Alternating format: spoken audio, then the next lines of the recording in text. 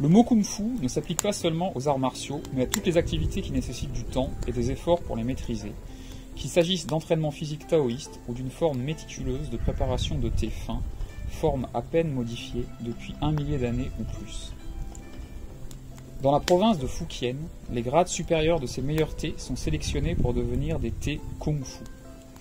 La plupart des amateurs de thé Kung Fu vivent au sud de cette province et au nord de la province voisine du Guangdong. Jadis, des mélangeurs de talent gagnaient leur vie en élaborant des mélanges spéciaux correspondant au goût de chaque famille des environs. Bien que ces mélanges se trouvent rarement de nos jours, les meilleures qualités de thé oolong et quelques thés verts remarquables sont encore préparés à la manière compliquée des thés Kung Fu, aussi bien en Chine continentale qu'à Taïwan. De plus, des émigrants de familles consacrées à cet art qui vivent maintenant à Hong Kong, en Thaïlande, en Malaisie ou à Singapour restent fidèles à cette pratique. Qu'ils soient riches ou relativement pauvres, ils en possèdent tous les accessoires.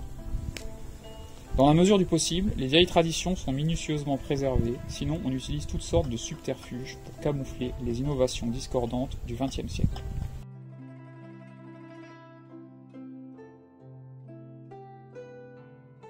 Je suis aujourd'hui avec mon ami Pierre, un amateur, voire même un passionné de thé, on est d'accord? Ouais. Qui, de sa terrasse, va nous faire découvrir. Qu'est-ce qu'il nous fait découvrir, mon Pierre? Le Gong Fu Cha, qui est la préparation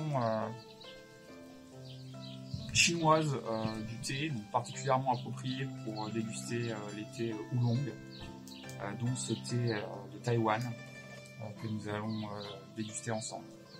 Super. Donc on retrouve le Gong Fu, le Kung Fu, hein, qui, contrairement à ce qui est utilisé chez nous en Europe, ne concerne pas seulement les arts martiaux, mais bien tous les arts de la vie asiatique, comme le thé. Voilà, donc je vais essayer de le préparer avec soin pour respecter l'esprit du Kung Fu. Alors qu'est-ce qu'on a fait d'abord? Donc ici on a l'eau qui est en train de chauffer sur un petit brasero. En fait, le maître thé, pendant qu'il prépare le thé, l'eau est en train de chauffer, et du coup, à l'ouïe, il sait quand est-ce qu'elle est... Et suivant les thés que tu prépares, l'eau, elle doit pas être à la même température, donc en fait, c'est à l'oreille que tu es censé... Super, c'est un art du son, alors il faut écouter l'eau. Voilà, exactement. Pour déceler la température. C'est beau, ça. Et là, les différents instruments donc, qui sont utilisés dans cette cérémonie. Donc la théière, évidemment, une petite théière en terre du Ziying, reconnaissable à sa couleur orangée, rouge. Donc elle est placée dans un bol à thé, puisqu'en fait je vais l'immerger entièrement dans l'eau chaude pour qu'elle soit bien chaude.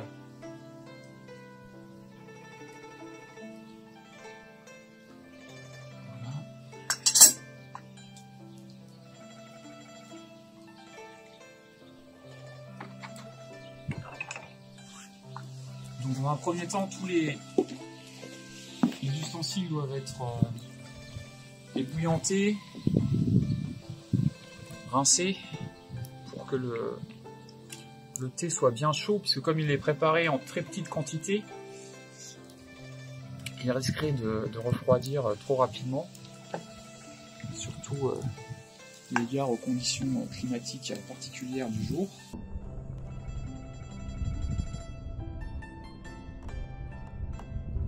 Donc ce plat à thé,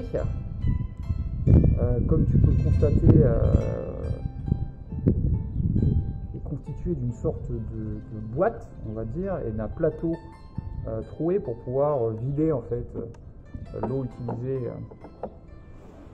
lors de la cérémonie, enfin qui n'est pas une cérémonie d'ailleurs, qui est juste une manière de déguster le thé. Donc voilà le thé.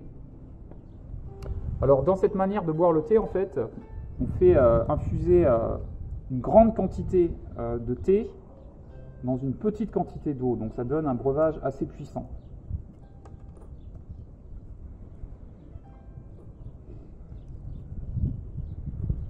Donc celui-ci est un thé roulé, comme tu peux le voir, donc il va, au fur et à mesure des infusions, les feuilles vont se dérouler progressivement. Okay.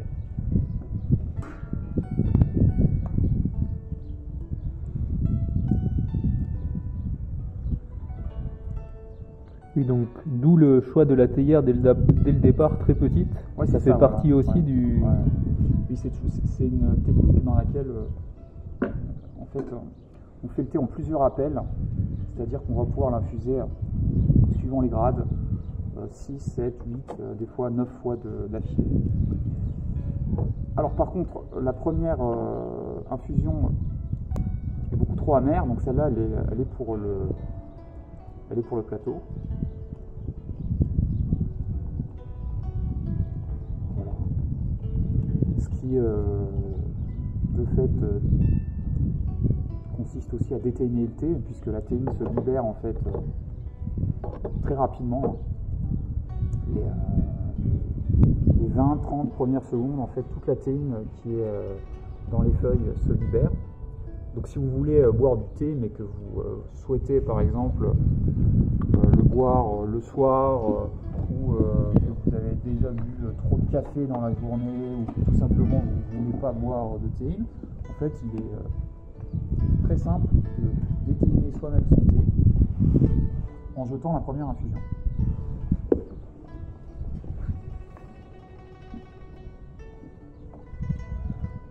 Alors, voilà.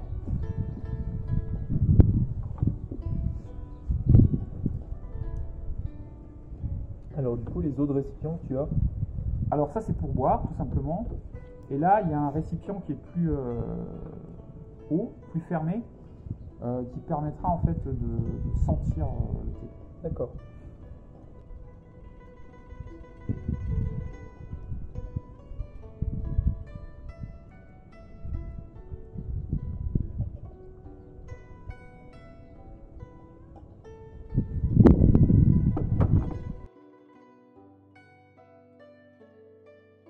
Les feuilles ont commencé à se dérouler, mais elles sont encore partiellement enroulées. Donc en fait, au fur et à mesure des infusions, les feuilles vont se dérouler et le thé va continuer à diffuser sa saveur. Une saveur qui va évoluer au fur et à mesure? Oui, voilà, c'est ça. En principe, du coup, chaque appel, chaque infusion a un goût différent.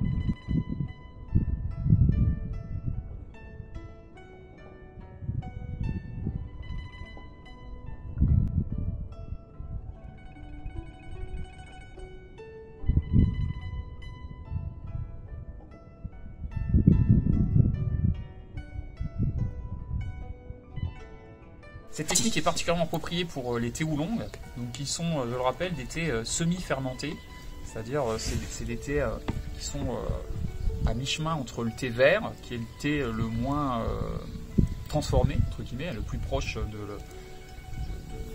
la feuille originelle, qui subit quelques opérations mais qui n'est pas fermenté, et donc le thé noir, qui est le thé qu'on consomme le plus en fait en Europe, qui est le thé indien, quoi, donc notamment le thé anglais qui est très fermenté. Et donc le thé oolong, c'est un thé qui est dit semi-fermenté et donc qui est particulièrement approprié à ce type de dégustation qui a encore cours à Taïwan principalement et dans le sud de la Chine. Ou alors si toi aussi tu as envie de faire un thé kung fu, bien sûr tu n'es pas obligé de sortir ton brasero et tu peux adapter un petit peu les traditions, pas trop mais un petit peu, Pierre, on peut adapter un peu. Ah, c'est même dans le principe, je pense que ça fait partie de la tradition, d'adapter la tradition. Donc les Chinois sont pas